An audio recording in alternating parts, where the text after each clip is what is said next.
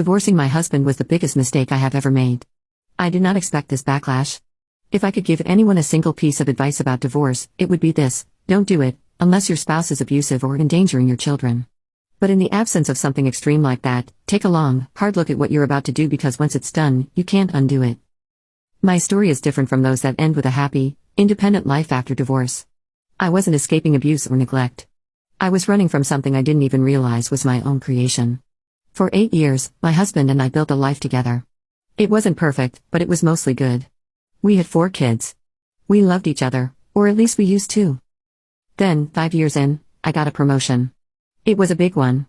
Suddenly, I was making more money than my husband, and the power rush of success hit me hard. I started thinking that maybe he was holding me back. I started to imagine that I deserved more success, more excitement, more life. Meanwhile, his hours got cut at work, and he was home with the kids more. At first, I tried to see it as a temporary situation, but soon enough, resentment set in. I hated that he got to spend more time with our kids than I did. I was angry when I came home and the house wasn't perfect, the dishes weren't done, the kids hadn't eaten what I wanted them to. It didn't matter that he was doing his best, he couldn't win with me. The truth is, I was angry at myself, but I took it all out on him. As my resentment grew, I found solace in something, or rather, someone else. A guy from work. It started off innocently enough, harmless flirting, quick texts, inside jokes. But it escalated fast, and before I knew it, we were sneaking away to meet up. I justified it all by telling myself that my husband wasn't making me happy anymore. I deserved this. I convinced myself that I was entitled to feel alive again. The worst part? One night, after a long day at work, I came home to find the house spotless. My husband had cleaned everything, made dinner for the family, and even picked out a movie for us to watch together. Instead of being grateful, I was furious. I couldn't stand the sight of him. I made up an excuse, pretended to be sick, and locked myself in the bedroom, texting the other guy while my husband brought me soup and checked on me like I was some kind of queen. Over the next couple of months, it didn't matter what my husband did, he was wrong just for existing in my eyes. I treated him horribly.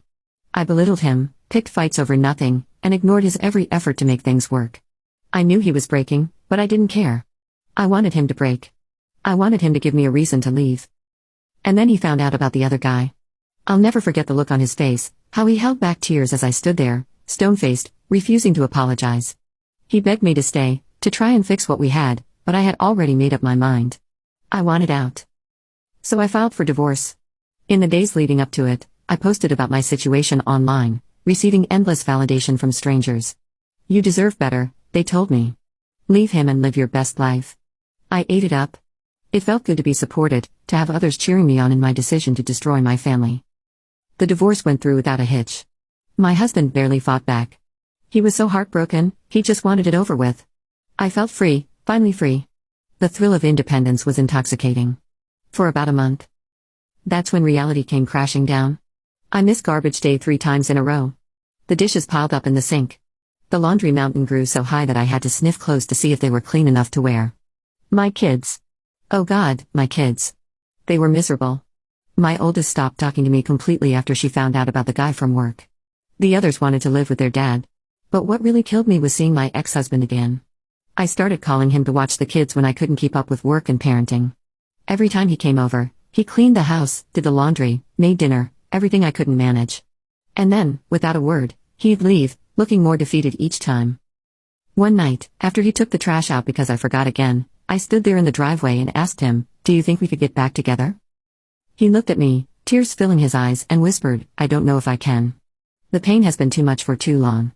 I don't trust that you won't do it all over again." And that was the moment I realized I had destroyed a man who had only ever tried to love me. I broke our family because I thought I was chasing happiness when all along I was running from myself.